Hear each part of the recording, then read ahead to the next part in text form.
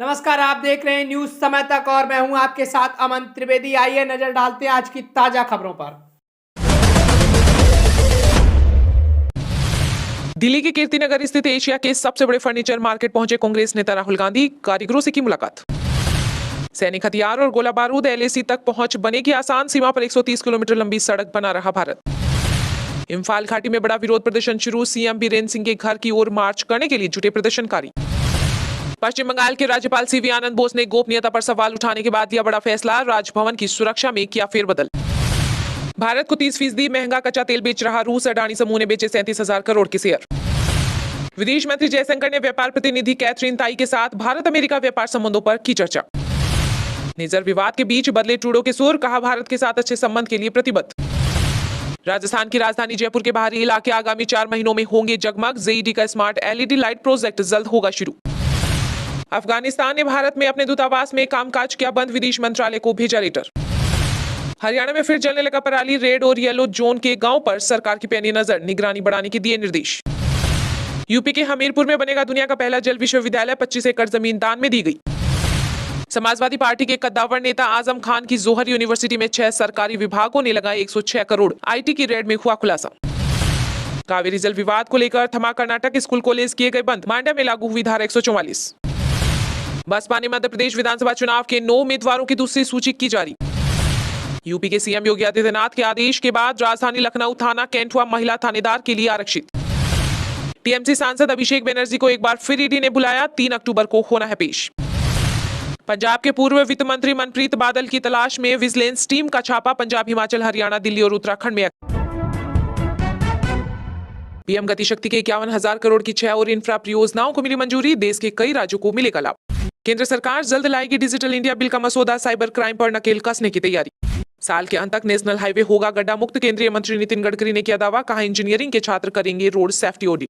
स्वदेशीकरण के कारण भारतीय वायुसेना पर रूस यूक्रेन संघर्ष का असर नहीं। एयर मार्शल विभास पांडे का बड़ा बयान। प्रधानमंत्री नरेंद्र मोदी के कामों से खुश मुसलमानों ने तारीफ के पढ़े कसीदे। कहा जो बदलाव हुआ पहले कभी नहीं देखा।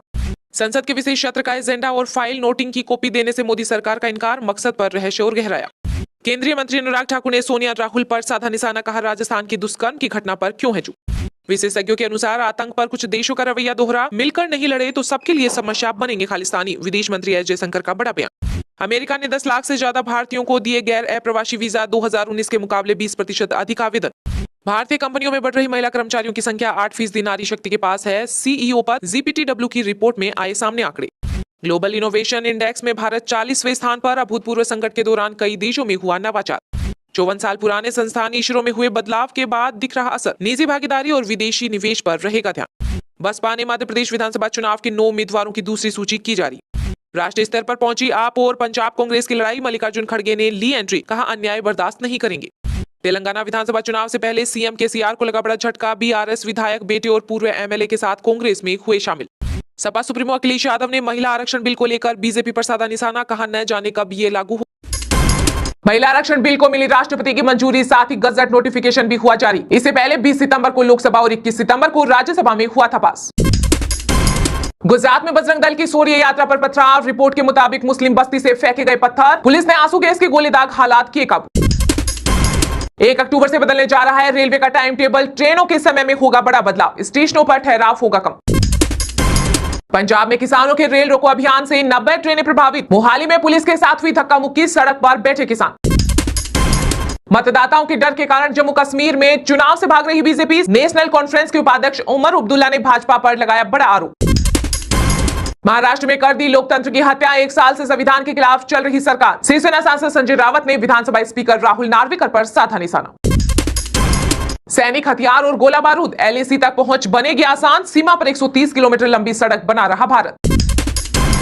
मणिपुर में छात्रों ने किया मौन धरना प्रदर्शन। सरकार के कान खोलने के लिए तख्तियों पर लिखा इंटरनेट पर बैन समस्या का हल नहीं। साल के अंत तक नेशनल हाईवे होगा गड्ढा मुक्त। केंद्रीय मंत्री नितिन गडकरी ने किया दावा। कहा इंजीनियरिंग के छात्र करेंगे रोड सेफ्टी ऑडिट। एशियाड के छठे दिन भारत को मिले 7 मेडल। शूटर्स ने दिलाए 2 गोल्ड। बॉक्सिंग में निखत का मेडल पक्का। ओलंपिक कोटा भी लिया। दिल्ली में ज्वेलरी चोरी करने वाले 2 आरोपियों को छत्तीसगढ़ से किया गया गिरफ्तार। मौके पर 18.5 किलो सोना हुआ बरामद। आरोपी से पूछी गई ख्वाहिश तो बोला सोने की कैंची से काटना चाहते हैं पीएम मोदी के बाल। सीटों को लेकर इंडिया गठबंधन में हो सकता है विवाद, लेकिन हम इस मुद्दे को भी सुलझा लेंगे। एनसीपी प्रमुख शरद पवार का बड़ा बयान। चीनी की बढ़ती कीमतों पर जल्द लगेगी लगाम। महंगाई को कंट्रोल करने के लिए एक्सपोर्ट पर बैन लगा सकती है मोदी सरकार। खुद ब खुद भारत में शामिल हो जाएगा पीओके। गुलाम कश्मीर को लेकर केंद्रीय राज्य मंत्री वीके सिंह ने किया बड़ा दावा। अगला पीएम बिहार से होना चाहिए। आरजेडी विधायक भाई वीरेंद्र बोले, नीतीश कुमार में प्रधानमंत्री बनने के सारे गुण। इस्कॉन ने पूर्व केंद्रीय मंत्री मेनका गांधी को भेजा 100 करोड़ का मानहानि नोटिस। गायों को बूचड़खाने में बेचने का लगाया था आरोप। भारतीय कंपनियों में बढ़ रही महिला कर्मचारियों की संख्या। 8% नारी शक्ति के पास है सीईओ पद। जीपीटीडब्ल्यू की रिपोर्ट में आए सामने आंकड़े। कावेरी जल विवाद पर कर्नाटक बंद खत्म। 44 फ्लाइट्स कैंसिल। 50 प्रदर्शनकारियों को लिया गया हिरासत में। सीएम बोले, रिटायर्ड जजों की सलाह पर बनाएंगे आगे का प्लान।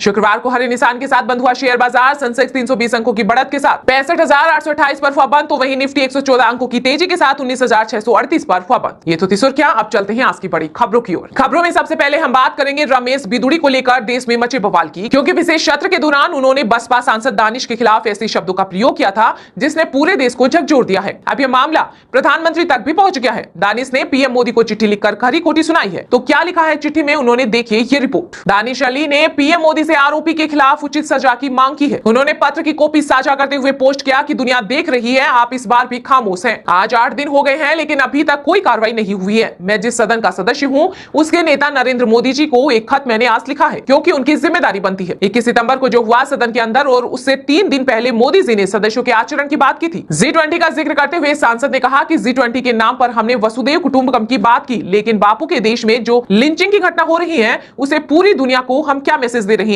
प्रधानमंत्री जी की चुप्पी अभी तक नहीं टूटी है। मन की बात में भी उन्होंने संज्ञान नहीं लिया। दोषी को अगर जाने दिया जाता है तो ये सदन के लिए सबसे बड़ी बेइज्जती की बात है। पहले की सरकार का उदाहरण देते हुए उन्होंने कहा कि स्टिंग ऑपरेशन में कुछ सांसद दोषी पाए गए तो सोमनाथ चटर्जी ने 10 सांसदों की सदस्यता खत्म कर दी थी। कम से कम दोषी सांसद की लोकसभा सदस्यता खत्म करें और उसके खिलाफ कानूनी कार्रवाई भी करें। मैंने पीएम को लिखे खत में कहा है कि आपकी ओर से एक बयान तो आना चाहिए जिसमें आप इस तरह की हेट स्पीच की निंदा करें। बयान तो प्रधानमंत्री का सामने आता है, लेकिन तब आता है जब पानी सर से ऊपर निकल जाता है, और ऐसा देखा भी गया था जब मणिपुर में 2 लड़कियों के साथ हैवानियत का वीडियो वायरल हुआ। उस समय पीएम मोदी ने केवल 36 सेकंड का अपना बयान दिया था। आज भी वहां स्थिति बद से बदतर हो रही है, लेकिन पीएम मोदी के पास मणिपुर पर बोलने के लिए कुछ शब्द नहीं है। तो क्या है मणिपुर की स्थिति, डालते हैं एक नजर। मणिपुर में 2 लापता स्टूडेंट्स की हत्या को लेकर विरोध प्रदर्शन 4 दिन से जारी है। प्रदर्शन को बढ़ावा देने के लिए बीते दिन सेंट्रल एग्रीकल्चर यूनिवर्सिटी के छात्रों ने भी मौन धरना दिया। इन सभी छात्रों ने हाथ में तख्तियां ले रखी थी जिन पर लिखा गया था, इंटरनेट बैन मणिपुर समस्या का हल नहीं। ये छात्र सरकार को समझाना चाह रहे हैं कि इंटरनेट बैन से कुछ नहीं होने वाला। राज्य की हिंसा को रोकने के लिए भाजपा की सरकार पूरी तरह फेल हो गई है। बता दें कि इम्फाल वेस्ट जिले के टेरा में एक दिन पहले हजारों लोगों ने मृतक स्टूडेंट्स के घर के पास प्रदर्शन किया। उनकी मांगे थी कि छात्रों के हत्यारों को जल्द से जल्द गिरफ्तार किया जाए। वहीं पीड़ित लड़की की चाची ने मीडिया से कहा कि उन्हें सिर्फ बच्चों की बॉडी चाहिए ताकि वे उनका अंतिम संस्कार कर सके। उन्होंने कहा कि हम किसी भी बात पर समझौता नहीं करेंगे, यहाँ तक कि जब तक शव उन्हें नहीं दिया जाता तब तक आर्थिक मुआवजा भी स्वीकार नहीं किया जाएगा। दूसरी तरफ इम्फाल में बीजेपी दफ्तर पर बड़े किसी हमले की आशंका को देखते हुए रैपिड एक्शन फोर्स और सेंट्रल रिजर्व पुलिस फोर्स को तैनात किया गया है, क्योंकि कुछ दिन पहले प्रदर्शनकारियों ने थोम्बुल जिले में भाजपा कार्यालय में आग लगा दी थी। आग जैसे हालात तो पंजाब में कांग्रेस और आम आदमी पार्टी के बीच भी हो रहे हैं,